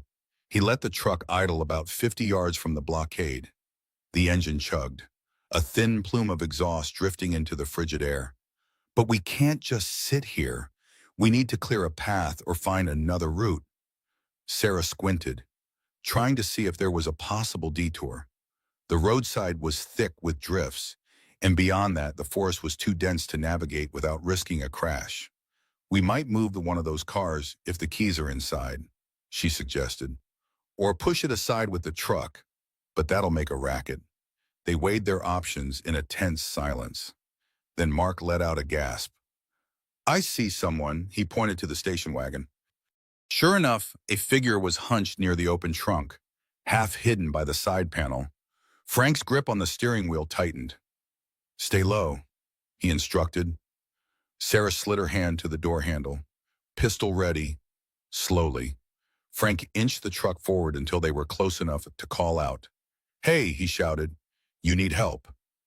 The figure startled and emerged into view, a woman, middle-aged, bundled in a large coat. Her face was lined with panic. She raised her hands in a placating gesture. "Don't shoot, my car overheated," she called back, voice trembling. I've been stranded here for hours. The other truck tried to help me, But now it won't start either. Sarah exchanged a skeptical glance with Frank. The scene seemed too perfect, too convenient. But the woman's trembling lips and reddened cheeks suggested she'd been out in the cold for a while. "Are you alone?" Sarah asked, stepping out of the passenger door cautiously. She kept her pistol in hand but angled behind her leg. The woman nodded, voice quavering. "Yes, I'm alone. I was headed to see my sister for Christmas." Then the storm, she trailed off, eyes darting to Mark's bandaged arm and Frank's hardened expression. Frank glanced under the hood of the station wagon. The engine was indeed steaming, the radiator cap hissing dangerously. Meanwhile, Sarah edged around the vehicles, scanning the tree line. She felt the hairs on the back of her neck stand up as if unseen eyes were watching.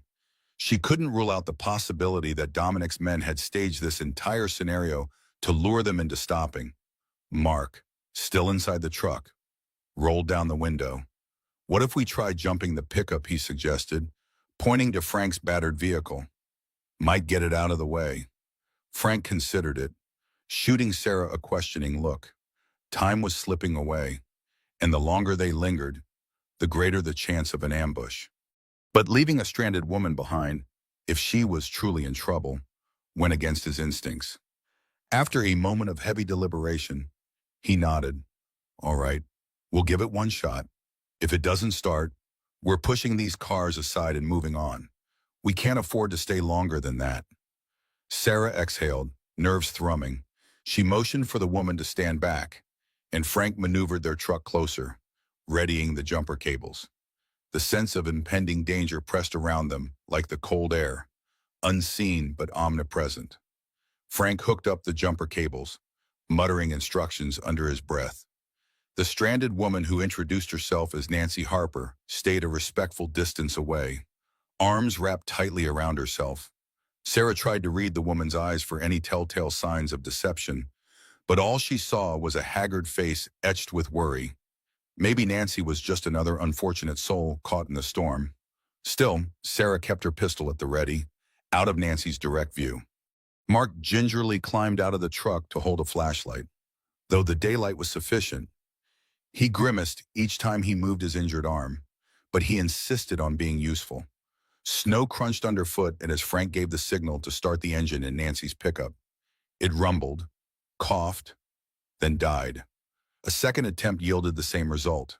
"Fuel line might be frozen," Frank declared, pulling the cables off. "We won't get it running without more time and better conditions." Nancy's face fell. "I was hoping," she began, voice cracking. Then her gaze flicked between Frank's truck and Sarah's guarded posture. "Could you at least give me a ride to the next town? I'm freezing out here." Frank and Sarah exchanged a heavy look.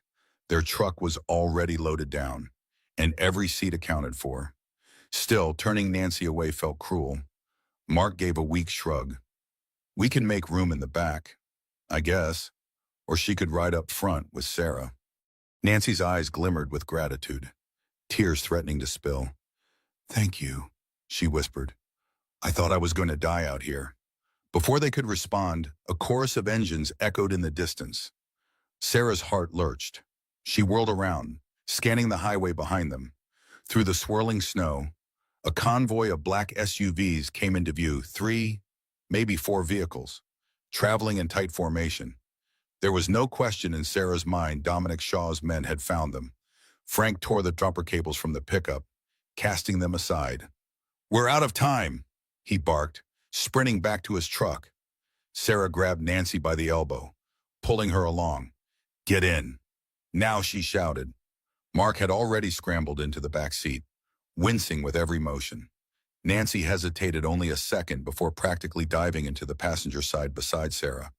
The battered pickup roared to life as Frank jammed the accelerator. With a spray of slush, they plowed through the gap between the stranded truck and station wagon, clipping a rear bumper in the process. Metal screeched, but they broke free, lurching onto the open highway. Behind them, the SUVs quickened their pace, headlights piercing the wintry haze. "Get down," Sarah yelled, leaning out the window with her pistol. The cold air slapped her face, and the wind stung her eyes. She fired 2 shots at the closest SUV, the sound reverberating across the empty road. She had no idea if she hit anything, but the SUV swerved slightly.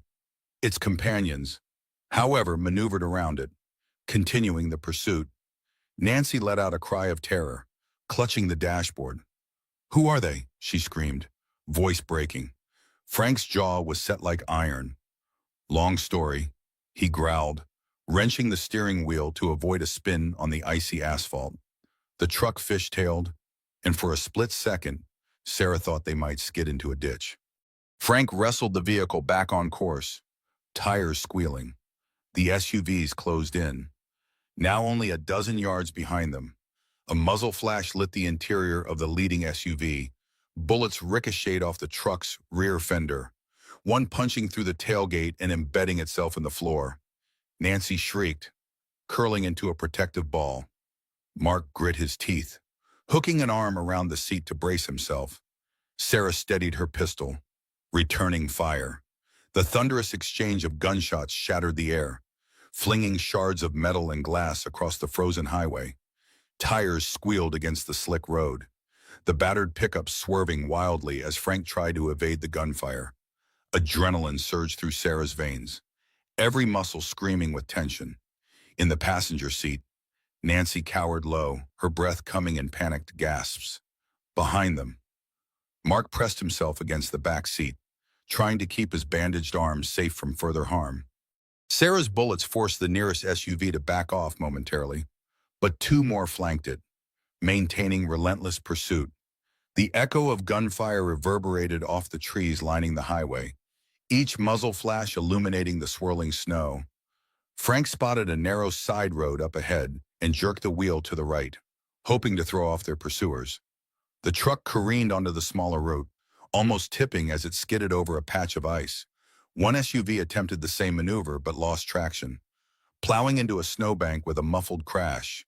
The remaining vehicles continued the chase, though, and Sarah knew it was only a matter of time before Dominic Shaw himself appeared to finish what he started.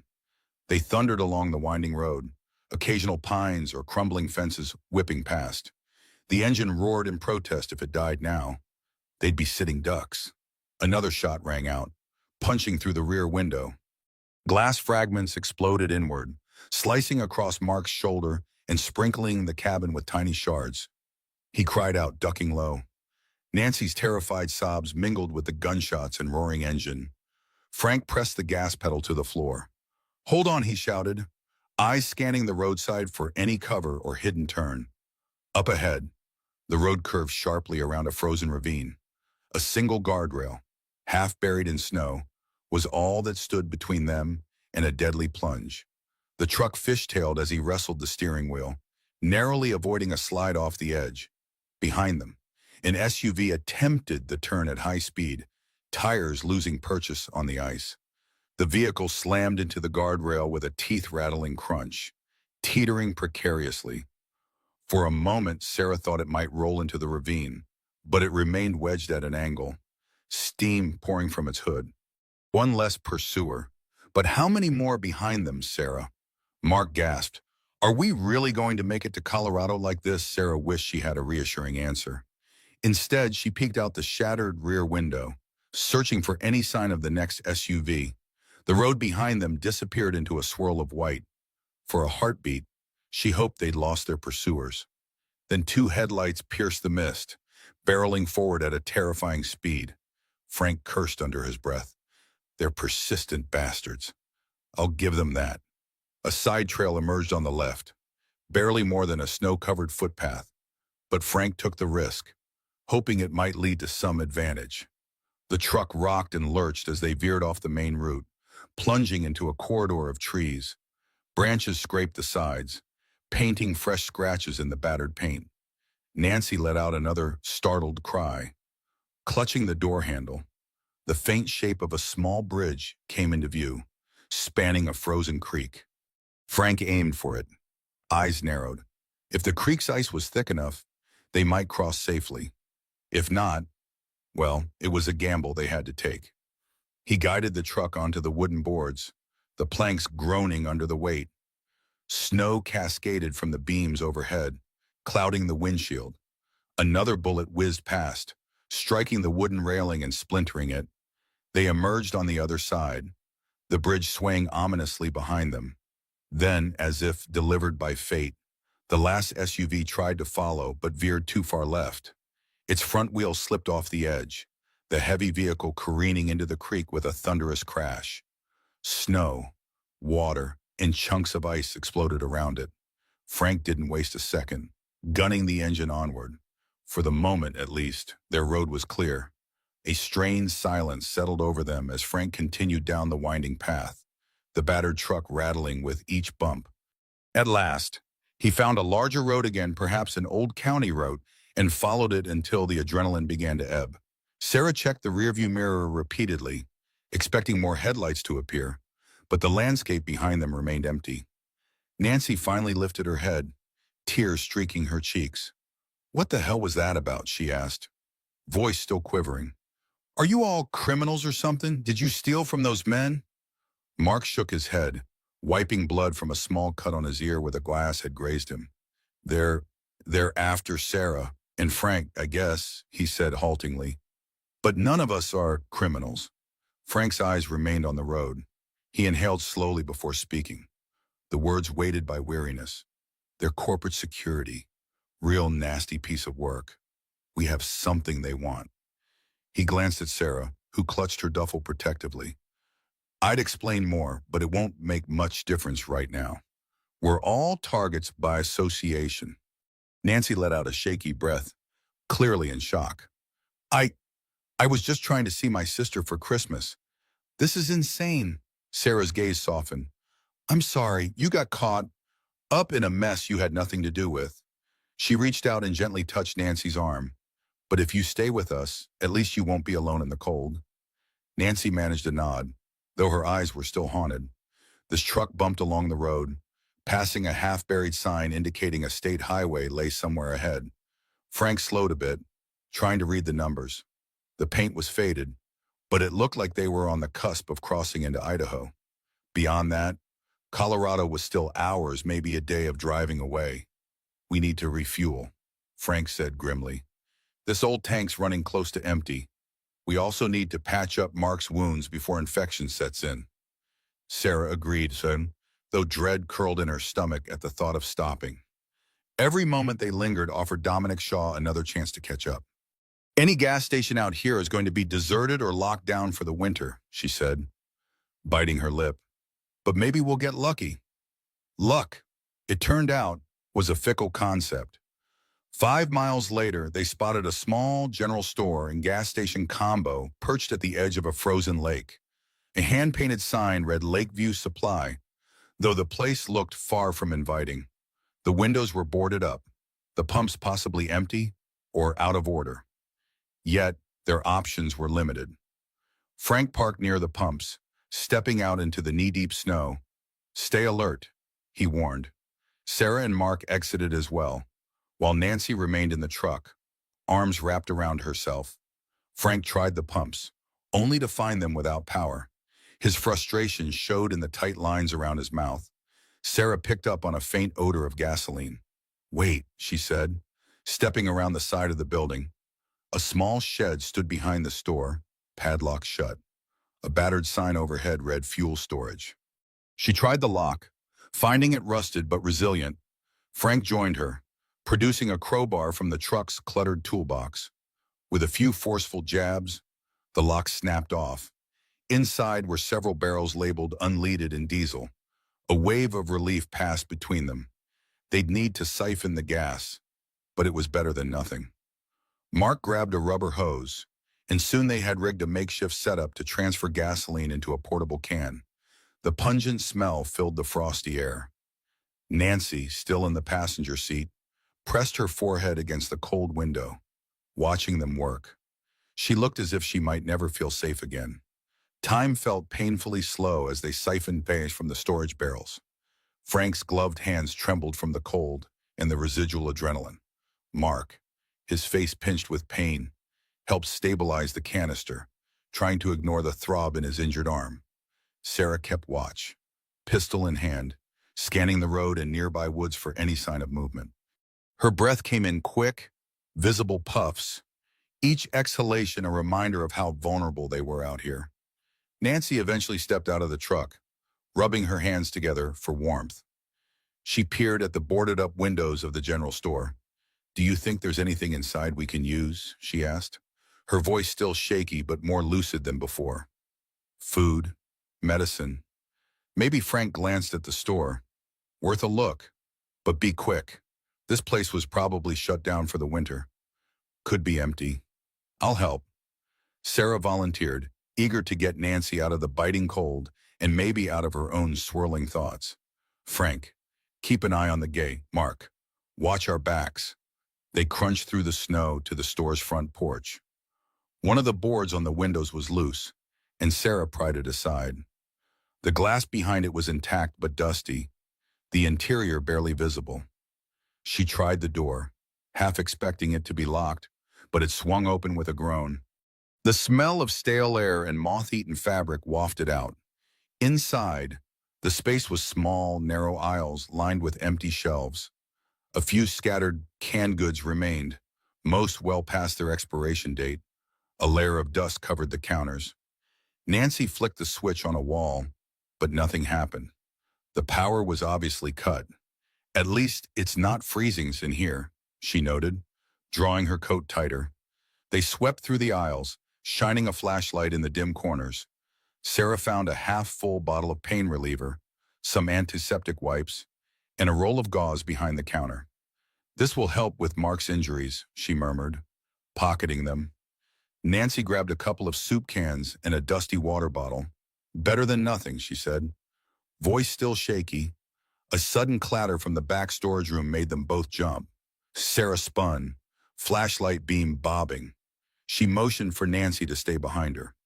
Carefully, she pushed open the door to the back area, a cramped space with a sagging ceiling and a single overhead bulb that no longer worked. Cardboard boxes were stacked haphazardly, some torn open. Sarah tensed, half expecting an animal or, worse, a person. But there was only an ancient broom that had toppled off a shelf, presumably dislodged by a shifting box. Her heart still pounded as she exhaled in relief. "False alarm," she said softly. Nancy nodded, though her eyes remained wide. They rummaged quickly through the bums, finding little of value, some old fishing lures, a few expired packets of dried soup mix. Sarah grabbed what looked salvageable, stuffing the items into a plastic bag. When they returned to the front, Nancy let out a relieved sigh. "Not much, but it's something," she said, gazing at the pale sunlight filtering through the dusty window. "Better hurry back." They stepped outside to find Frank waiting near the truck, gas canister now partially full. Mark stood at a shorted distance, rifle balanced awkwardly in his uninjured arm.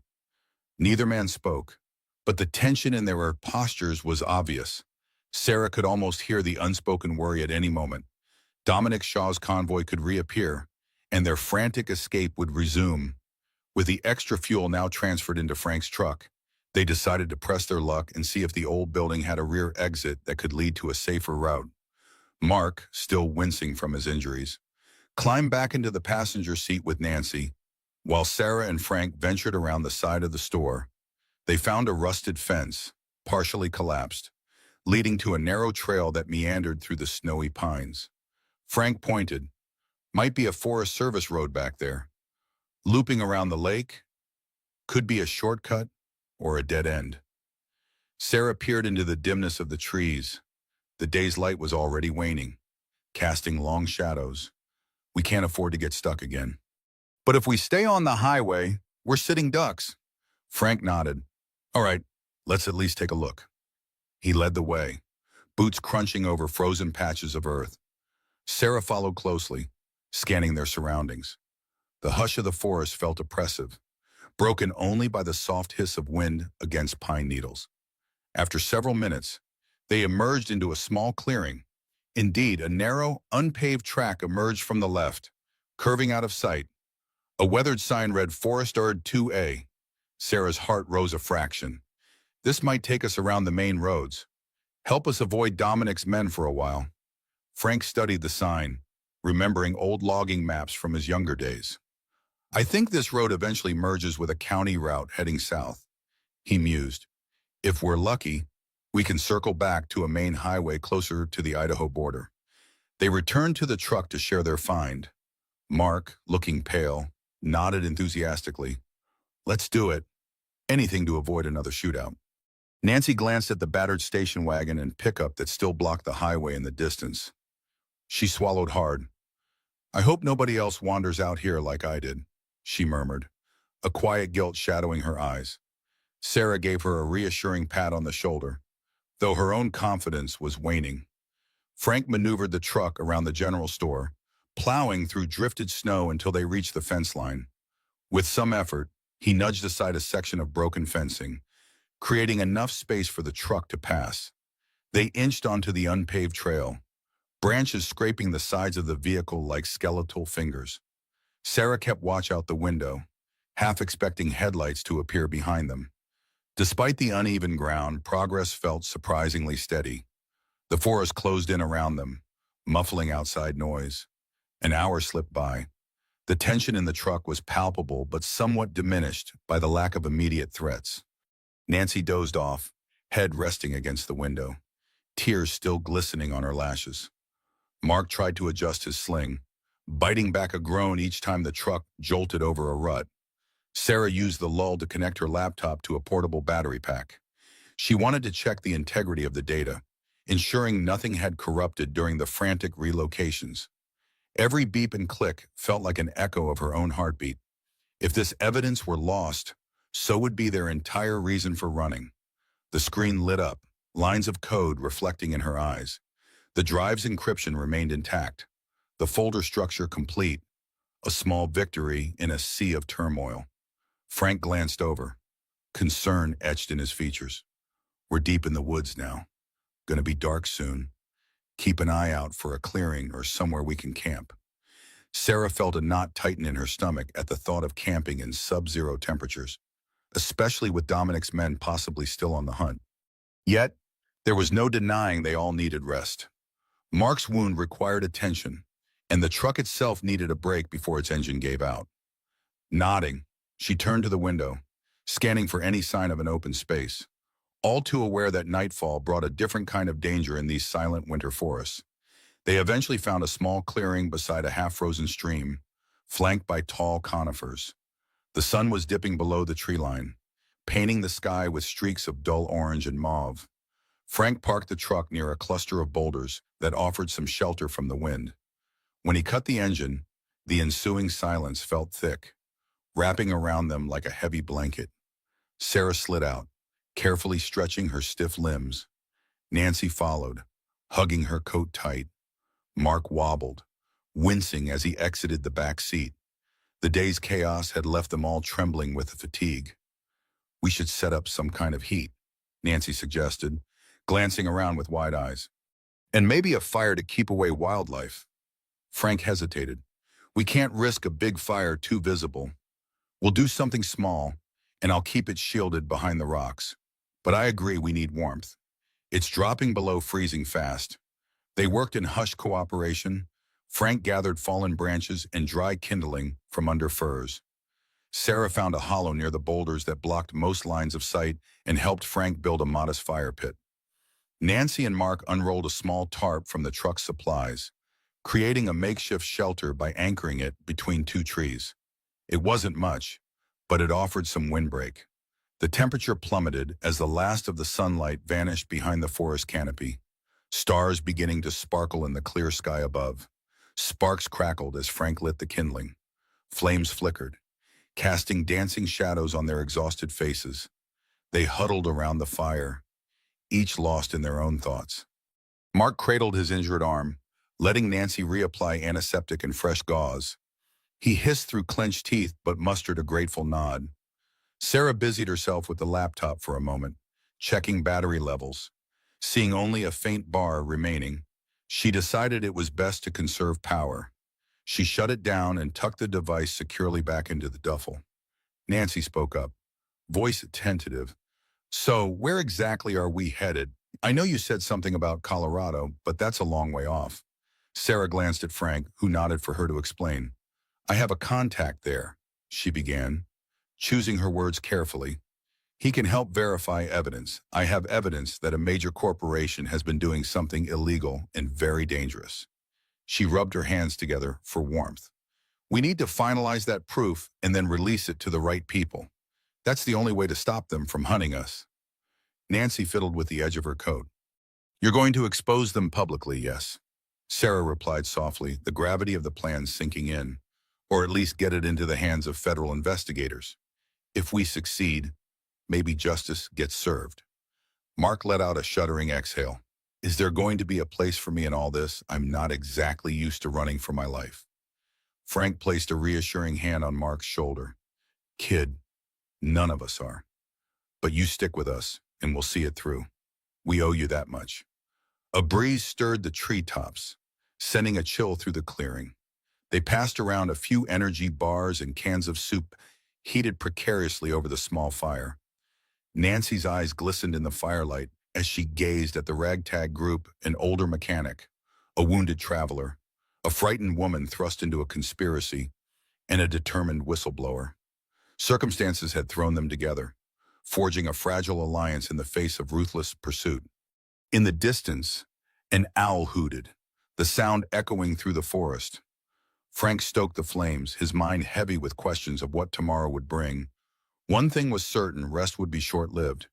With dawn would come another leg of their desperate journey, and each mile carried them closer to a final reckoning, either with the truth or with Dominic Shaw's bullets. Frank volunteered for the first watch, settling with his back against a boulder, shotgun balanced across his knees. Sarah managed to catch a few hours of uneasy sleep, drifting in and out of half-formed dreams about corporate boardrooms and bullet-ridden highways. She woke to the faint rustling of pine needles overhead, the sky now a deep, star-filled tapestry. The small fire had dwindled to embers, and the cold bit at every exposed patch of skin. She rose carefully, rubbing her arms for warmth, and made her way to where Frank sat. Any sign of them, she asked in a hushed tone. He shook his head, gazed distant. No vehicles, no footsteps, nothing but wind. He sounded almost disappointed, as though he had expected Dominic Shaw to appear at any moment. Sarah offered him a thermos of lukewarm coffee. Get some rest, she said gently. I'll watch until dawn. Frank hesitated, then nodded. All right, wake me if you see anything. He trudged toward the makeshift shelter, every step weighted by fatigue. Sarah settled herself against a tree, pistol within easy reach. The forest's nocturnal hush enveloped her. It reminded her of nights spent in data centers, the quiet hum of servers, a backdrop to her solitary vigilance. But now, even, the stakes were infinitely higher. Her thoughts drifted to the data lines of code that could topple a corporation. She wondered if it would all be worth it. Would the authorities even believe her?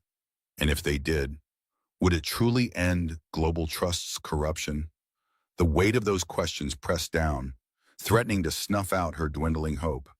A branch snapped in the distance, jolting her alert. She lifted the pistol, heart pounding, but the sound didn't repeat, and no shapes emerged from the shadows. Minutes ticked by, each breath visible in the cold. Eventually, faint sunlight began to tease the horizon, turning the sky a deep sapphire. She rose, stepping carefully through the clearing to ensure nothing lurked on its perimeter. Dawn unfurled in shades of pale gold and icy blue. Nancy stirred first, shivering as she emerged from the tarp. Mark followed, bleary-eyed and stiff. Frank soon joined them, stifling a yawn. The quiet was broken by the clinking of a small pot as Nancy tried to heat water over the embers, offering each of them a modest ration of instant oatmeal. They ate in silence, the looming question of their next move hanging in the air. After breakfast, Frank doused the fire, scattering the ashes. We can't leave any sign we were here, he said, stamping out the last few glowing coals. Sarah and Mark gathered their belongings, double-checking the truck. Nancy dusted the snow from her coat, wincing at the chill. Once everything was packed, they climbed back into the old pickup, engine rattling to life in the cold morning air. Steam billowed from the exhaust. Let's follow that forest road, Frank decided. With any luck, we'll hit a county road near the next state line. Then we keep heading south, one step at a time. Sarah's heart thudded with mixed anticipation and dread. Each mile forward brought them closer to Colorado and closer to a possible showdown with Dominic's men, who were surely still hunting them. She clutched the duffel bag and reminded herself of the story's stakes. They weren't running just to save their own skins. They were running for the truth, for the innocent lives tangled in Global Trust's web of deceit. For that, she'd keep moving, no matter what lay ahead. The morning sun glittered on the snow-crusted evergreens as they navigated the winding forest road. Each bend in the path threatened hidden ice patches, so Frank drove carefully. Occasionally, the truck's tires spun out, forcing him to steer into the skid until the rubber gripped again. Nancy clutched the door handle, eyes squeezed shut, while Mark dozed fitfully in the back seat, lulled by the truck's constant rocking. Despite the tension, the scenery was breathtaking in its wintry serenity. Shafts of sunlight broke through the branches, casting mosaic patterns on the snow. A fox darted across the path at one point, pausing to stare at the rumbling vehicle before vanishing into the undergrowth. It felt surreal, a fragile piece overshadowed by their desperate flight. Around midday, the trees began to thin, revealing a rolling expanse of white fields.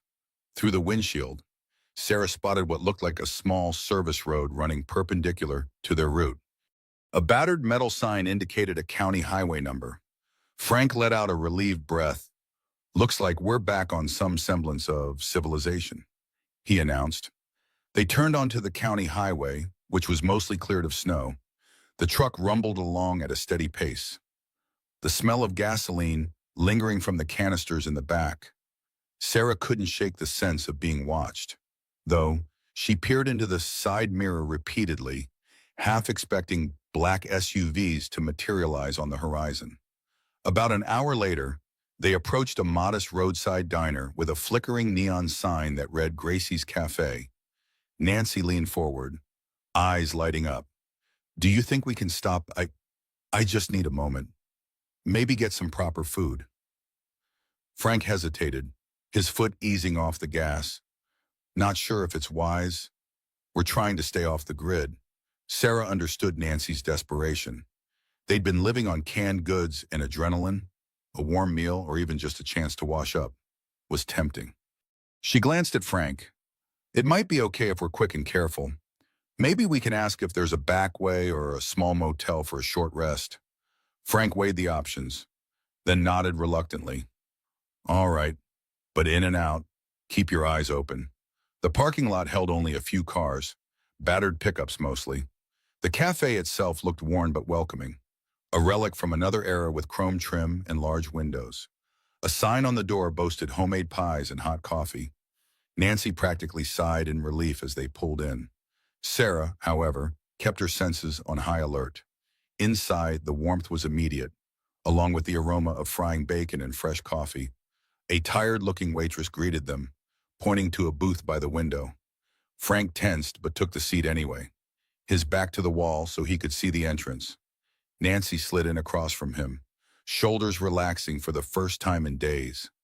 Mark and Sarah took the adjacent booth, sharing the same worried glance as they surveyed the other patrons, a couple of truckers, an elderly man sipping soup, and a young waitress refilling cups. They ordered quickly, mostly coffee and sandwiches. Nancy asked for a slice of apple pie, voice trembling with anticipation of something normal. As the waitress left, Sarah leaned in, voice low. "We shouldn't stay too long. Dominic's men might have feelers out for a red pickup or any strangers passing through." Frank nodded, scanning the small diner's interior. In the background, an old jukebox played a country tune. For a fleeting moment, it felt almost peaceful, like they'd slipped back into ordinary life. But Sarah knew better. This was a fragile interlude, a calm before the next inevitable storm. The waitress returned with a pot of coffee, steam curling from its spout. Sarah wrapped her hands around the chipped ceramic mug, letting the warmth seep into her stiff fingers. Mark sipped gingerly from his cup, grimacing at the heat. Nancy practically inhaled her slice of pie, moaning softly at the taste of fresh pastry. Even Frank allowed himself a few bites of a cheeseburger, though he never stopped glancing toward the entrance. When the door swung open a moment later, Sarah felt her heart skip a beat. In walked a pair of men in heavy coats, stomping snow off their boots. They looked like locals. One wore a cap with a logging company's logo. The other had a salt and pepper beard. Neither gave more than a passing glance at Sarah's group, seating themselves at the counter. Still, the tension didn't abate. Low conversation filled the diner. The clink of silverware on plates, the soft hum of the fluorescent lights, and the faint twang of country music set an almost cozy backdrop. But Sarah couldn't shake her paranoia. She excused herself to use the restroom, slipping out of the booth with a nod to Frank. The waitress pointed her to a narrow hallway toward the back. Inside the tiny restroom, Sarah splashed water on her face, catching a glimpse of her reflection in the scratched mirror. Dark circles under her eyes, tension etched into every line. She dried her face and leaned against the sink, letting out a shaky breath. If only she could call Thomas Bridges, warn him or get guidance, but any phone call risked being traced. Her thoughts scattered when the restroom door creaked open. She turned, half expecting trouble, but it was just Nancy, eyes darting uncertainly. Mind if I... She gestured to the stall. Sarah moved aside, allowing Nancy to pass. Sarah waited near the door, arms folded. Nancy emerged a minute later, looking a bit more composed. She met Sarah's gaze in the mirror, voice hushed. Thank you for not leaving me behind. I know I'm complicating everything. It's not your fault, Sarah said softly.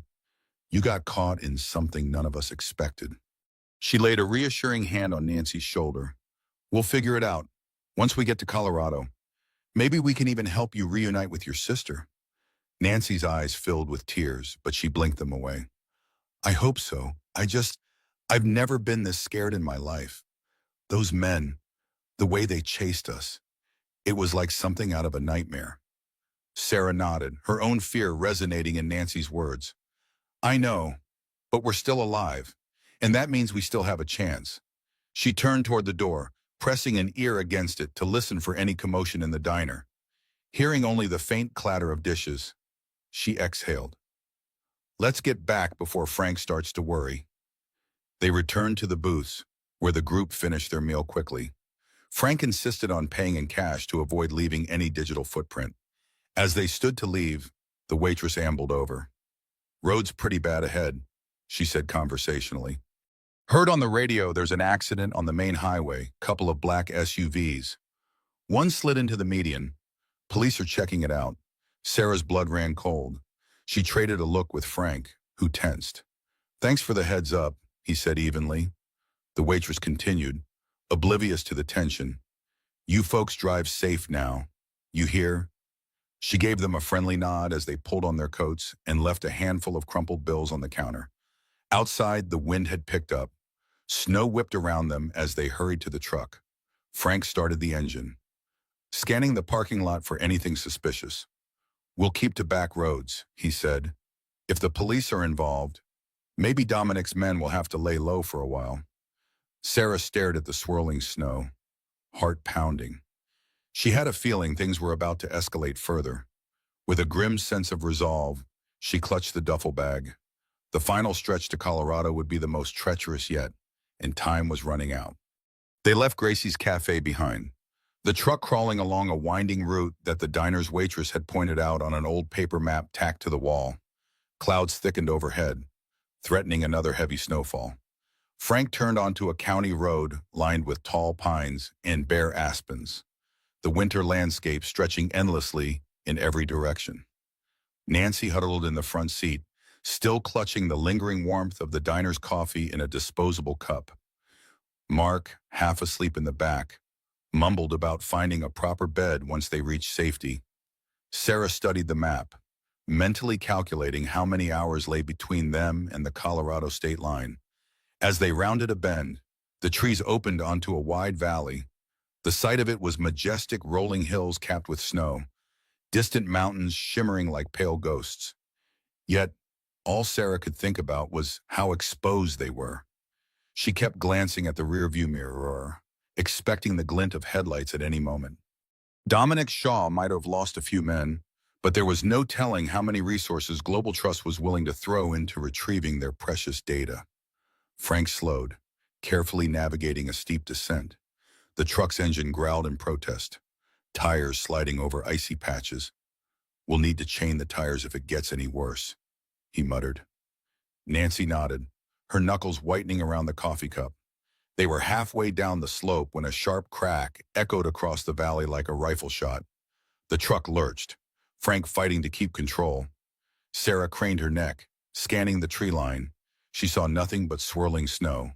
Another shot echoed, then another. The windshield spiderwebbed with cracks as a bullet struck it, sending shards of glass sprinkling into the cabin. Nancy screamed, and Mark jolted awake, fumbling for his rifle. "Drive," Sarah shouted, adrenaline surging. Frank pressed the accelerator, the truck fishtailing. More bullets peppered the ground, kicking up sprays of snow. One tore through the side mirror. Another thunked into the tailgate, heart hammering. Sarah leaned out her window, pistol in hand, trying to spot the shooter. The angle was impossible, the valley amplifying sound in all directions. Frank tried to maintain control as the truck swerved dangerously close to a snowbank. "We can't stay on the road," he yelled. "We're too exposed," without waiting for agreement. He yanked the wheel, guiding the truck off the slope and into a patch of dense, snow-laden shrubs. Branches snapped and scraped the undercarriage, the vehicle jostling them like passengers on a turbulent flight. The gunfire continued, sporadic but persistent, as though herding them away from the open road. Snow and broken branches whipped at the windows. Nancy sobbed, clutching the dashboard. Mark braced against the seat, rifle in hand, but no clear target to shoot at. Sarah's pulse pounded in her ears. This wasn't some random ambush. This was a calculated attempt to corner them. She glimpsed movement among the pines, dark shapes shifting in the white gloom. Bullets whistled past, one punching through the back window and lodging in the roof. "We have to keep going," Frank shouted, wrestling the truck forward through the brush. The engine roared, tires clawing at the snow. At last, they broke through the undergrowth onto slightly flatter ground. Ahead lay a twisting trail that snaked upward, away from the valley floor. Without hesitation, Frank steered onto it, the truck laboring for traction. Sarah glanced at him, breath ragged. "We can't outrun them forever," she said, voice trembling with both fear and resolve. Frank's gaze flickered to the duffel bag, then to Nancy and Mark. "We don't need forever," he murmured. "Just long enough to get across that border and find your friend. One way or another. This ends soon." Clutching the pistol, Sarah nodded, a cold determination settling in her bones. She would see this through, no matter the periods. The truck lurched on, deeper into the maze of snow-covered trails. The next battle for survival just beyond the veil of pines. In the end, it wasn't just about the truth, it was about the price paid to uncover it. Lives forever changed. Innocence lost to the bitter winds of winter and the cold reality of what people become when pushed to their limits. The road they traveled was long and unforgiving, paved with courage and sacrifice, shadowed by those who sought silence above all else. Some wounds heal with time, while others linger beneath the surface. Reminders of battles fought and choices made. The echoes of gunfire fade, replaced by the quiet courage of those left standing. Their strength forged in the fire of desperation, their spirits tested but unbroken. Yet, despite everything, beneath the scars and sorrow remains hope, fragile, yes, but unmistakably alive. A quiet belief that even in darkness, a single voice can ignite change, and that every act of courage echoes long after the dust settles. As we watch the shadows lengthen and the snow drifts silently across forgotten trails, perhaps we might ask ourselves if faced with the same darkness, would we find within ourselves the strength to light a candle, knowing full well the